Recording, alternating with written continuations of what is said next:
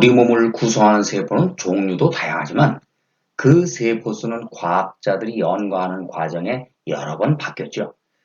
최근에는 37조 개, 이렇게 부르는데요. 그렇다고 이게 결정적으로 정해진 세포 수는 아닌 것 같네요. 그런데 우리는 우리 몸을 이루는 세포만으로 살아가는 것은 아니라는 점이 눈길을 끕니다.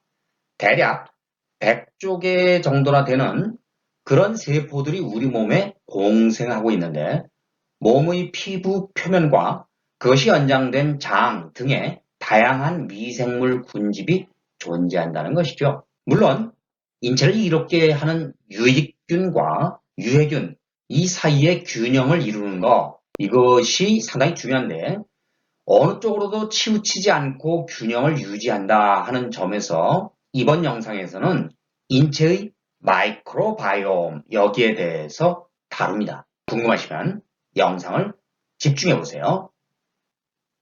마이크로바이옴은 모든 척추동물에 살고 있는 공생 및 병원성 미생물의 게놈 이것을 설명합니다. 인간 게놈에 단백질 코딩 유전자가 2만에서 2만 5천 개 이런 정도라고 하거든요. 이는 과학자들이 예상했던 수의 약 5분의 1 정도밖에 되지 않습니다. 많이 적죠? 그런데 이 불일치를 설명하는 출처 중 하나가 마이크로바이옴입니다. 우리 몸 안에 살고 있는 박테리아는 침입자가 아니라 유익한 식민지 개척자라는 것입니다. 몸에서 매우 중요한 것 중 하나가 장내 미생물입니다. 우리와 미생물이 공생이라는 방법을 선택한 것입니다. 장내 미생물 대체군에는 세 가지 유형이 있습니다. 장 유형 1의 경우에는요, 박테로이데스 속 미생물이 많이 사는데 박테로이데스 이 미생물이 많이 사는 경우는 육식 식습관을 가지고 있는 사람의 장에서 주로 나타납니다. 장 유형 2는 프레보텔라 속 미생물이 많이 사는 유형으로 채식 식습관을 가진 사람의 장에서 주로 나타나며 장 유형 3의 경우에는 장 유형 1 중 박테로이데스 비율이 적은 경우라고 하는데 흔히 루미노코쿠스 미생물이 많이 살고 있다고 하네요. 이 얘기는 결론적으로 식습관에 따라 장내 미생물 군집이 영향을 받는다는 것입니다. 또한 미생물 군집을 구성하는 게놈은 박테리아, 고세균, 곰팡이, 바이러스 이런 것들이거든요. 매우 다양하게 나타납니다. 장 바이러스는 인간 세포에서 복제할 수 있는 바이러스와 장내 세균에서 복제되는 박테리오파지로 구성됩니다.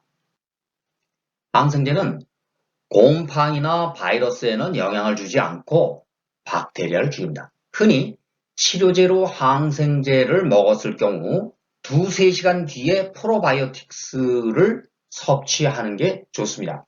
몸에서 유해균의 대표적 사례인 칸디다균은 곰팡이 종류라서 항생제에 전혀 반응하지 않습니다. 따라서 항생제를 먹으면 치료하는 것은 좋지만 장내 유익균도 사멸하기 때문에 프로바이오틱스를 섭취해 보강할 필요가 있습니다. 프로바이오틱스라고 하는 것은 유산균 이렇게 생각하시면 됩니다. 장내 미생물 군체의 균형이 깨어지기 때문이죠.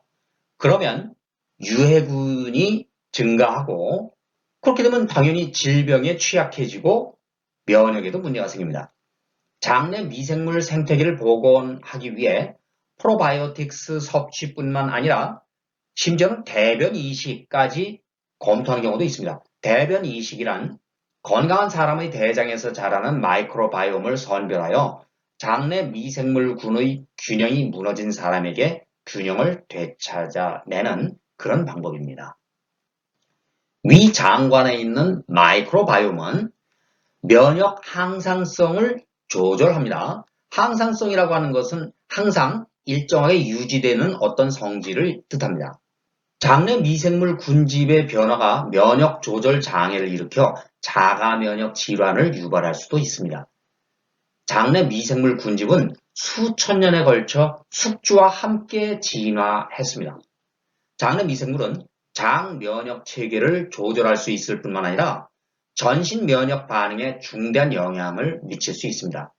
비만, 염증성 장질환, 비알코올성 지방간 질환, 간경변, 그리고 간세포 암종, 이런 만성 질환이 인간 미생물군과 관련이 있습니다.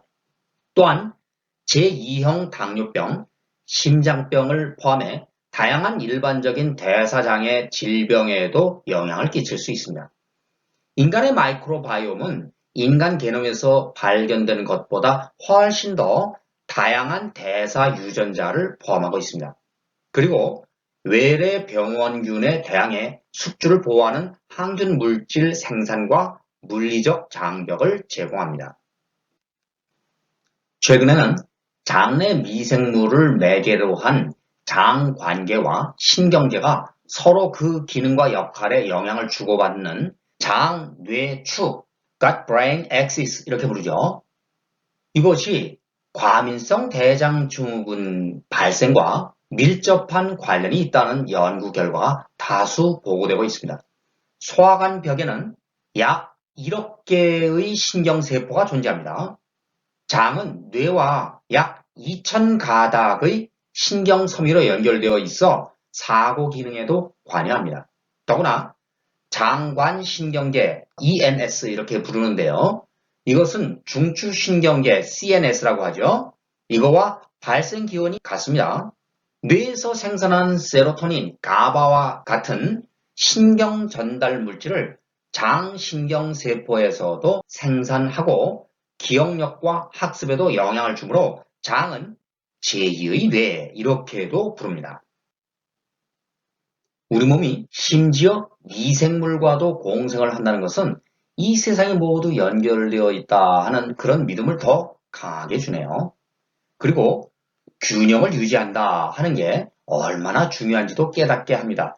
옛날 방식으로 표현하면 중형이군요. 더불어 살며 서로 행복을 누리게 돕는 것이 진정한 삶의 방식이라는 생각이 듭니다. 앞으로도 건강에 관련한 유익하고 좋은 정보, 과학적으로 검증된 정보를 알려드리기 위해서 최선을 다하겠습니다. 영상에 반영하고 싶은 의견이 있으면 댓글이나 커뮤니티에 글을 남겨주시기 바랍니다. 그러면 자료 조사를 통해서 의견을 최대한 반영하도록 노력하겠습니다. 이번 영상은 여기서 마칩니다. 끝까지 시청해 주셔서 감사합니다. 다음 시간에 다시 만날 때까지 모두 건강하시고 행복하시기를 기대합니다. 안녕히 계십시오.